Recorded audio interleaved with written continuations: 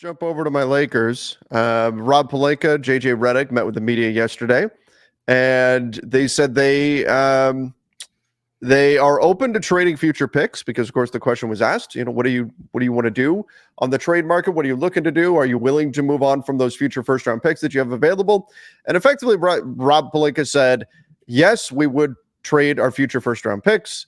If we're going to trade both of our future firsts, we want something that will lead to sustained excellence. In other words, setting a high bar if you want both picks, but we would consider a marginal trade if we want to do something for one pick. So it really felt like Rob was not just answering the question to the media or to fans who were watching as it was happening, but also to the rest of the league. Like, hey, this is what we need for these picks, and clearly suggesting that what's out there right now hasn't met that bar at this point. So that's where they're at. I know there's a lot of frustration that they didn't do anything over the summer, and rightfully so. They sat out the offseason, and that's not ideal, obviously, given where the team is at currently. But it does seem like they've got an idea of what it will take them to move on from those picks. And if they get that, then great. But otherwise, they've shown that they're willing to not make those moves if the right deal is not there.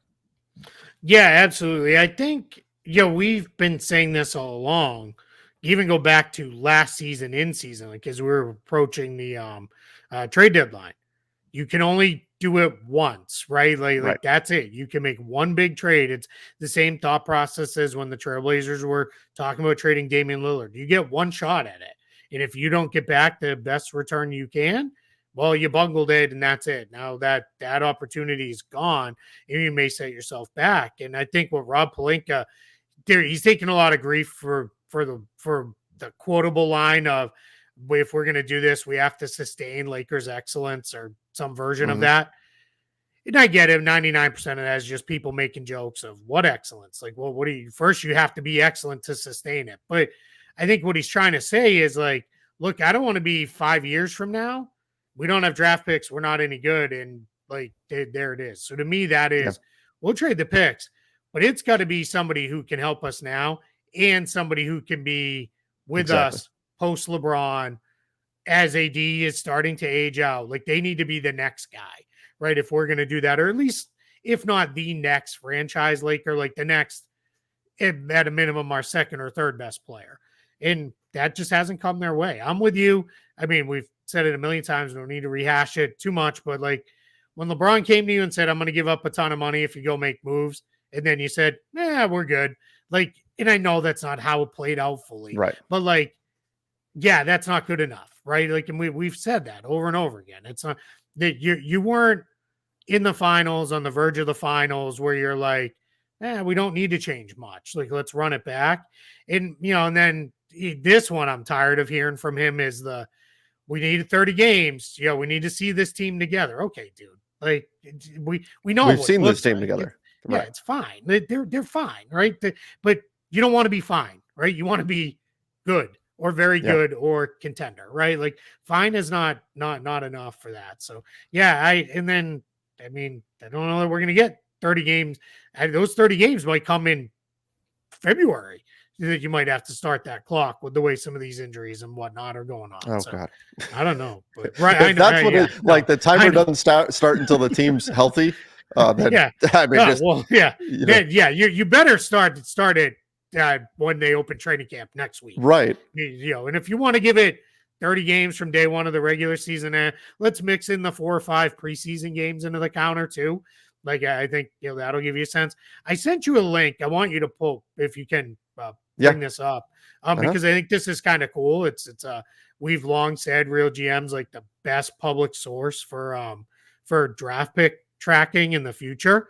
This link I think is really neat because what they added was, this is one of the things where we don't have to do math anymore in the show. How many tradable picks does a team have? They're right Very there. Cool. So you can see like the Lakers right there in the middle of the screen. If you're watching, before the next draft, they have 2 outrights. They have 3 swaps, 0 protected. After the next draft, 2 outright, 4 swaps, 0 protected.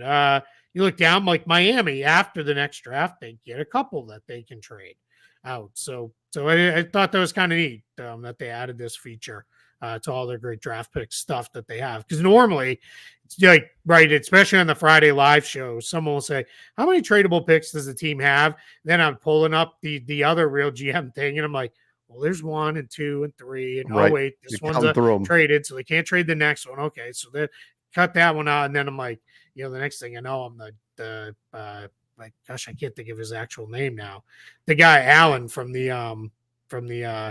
Hangover movies. Yeah, from The Hangover, where you're doing the where he's math and playing everything. blackjack. Yes. Yeah. And he's counting cards. Like that's what I look like.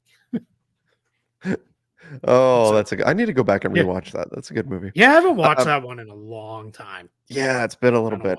Yeah. It's been a little bit. That movie, when it first came out, was like, because it just was like unexpected thing after unexpected thing. And Yeah, spoiler, the movie's gonna be 20 years old now, pretty close, right? something like It's that. When the tiger all of a sudden is in the bathroom, like I was like, oh man, this movie is like way out of bounds with all the nonsense that's happening. And then Ed Helms' character doesn't have a tooth. Like, yeah, love it. I mean, it was so much of the like just the classic comedy stuff, and and at that time there was kind of a drought in that, so it really went against the grain and kind of came from out of nowhere, and you're like, whoa, this is so fun. And I think about it now, and I look at it, I'm like, there's something like that they can't do that anymore. Like there's so much stuff that they can't get away with without offending everybody, without everybody getting up in arms and I'm all this stuff, I'm all upset about it. You can't have kind of classic comedies like that, not in that sense, the way that they pulled off the stuff that they did. So a little bit of a time capsule of a different era, I guess, when we look at movies like that. But man, it's a classic for sure. Yeah. Just before you pull it off the screen, they're hidden at the bottom, but I know who the name is. It's the Minnesota Timberwolves. They're hidden by our banner. 0 tradable draft picks. Like, before next draft or after next draft. That's just kind of funny, but just mostly wanted to share this here to say another cool tool that Real GM has put together. I think it's really going to be helpful to have, especially when we get into full on into trade season. That will probably be a page we refer to quite often.